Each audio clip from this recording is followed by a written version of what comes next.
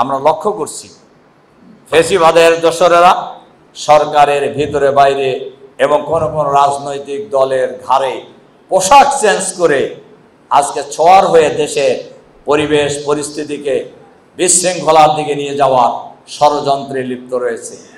আমরা সরকারের কাছে আহ্বান জানাবো, অবিলম্বে সরকারের ভিতরে বাইরে ফেসিবাদের দোসর যারা আছেন তাদেরকে চিহ্নিত করে গ্রেপ্তার করে বিচারের আওতায় আনতে হবে। আমরা বলেছি একটি ফ্রি ফেয়ার ক্রেডিবল ইলেকশনের জন্য যতটুকু সংস্কার প্রয়োজন এই সংস্কার করেই জাতীয় সংসদ নির্বাচনের আগে স্থানীয় সরকার নির্বাচন দিতে হবে।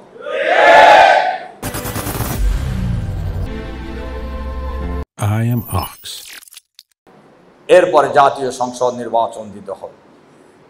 আমরা বলি দেশ স্বাধীনতা লাভের পরে এ পর্যন্ত কোন দলীয় সরকারের অধীনে কোন নির্বাচন নিরপেক্ষ হয় নাই। কাজে আমাদের দাবি, আমরা ঐক্যমত কমিশনেও বলেছি সকল নির্বাচন কেয়ারটেকার সরকারের অধীনে হইতে হবে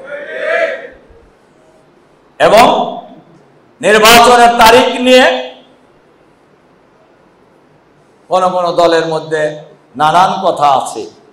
আমরা বলেছি ভাই, আমরা তো 16 বছর চেষ্টা করছি, পারি নাই। এখন 2-3 মাসের জন্যই কি একবার মহাভারত অশুদ্ধ হয়ে যাব? নির্বাচনের জন্য জামাত তারিখের ব্যাপারে কোনো সময় রিজিড ছিলেন না।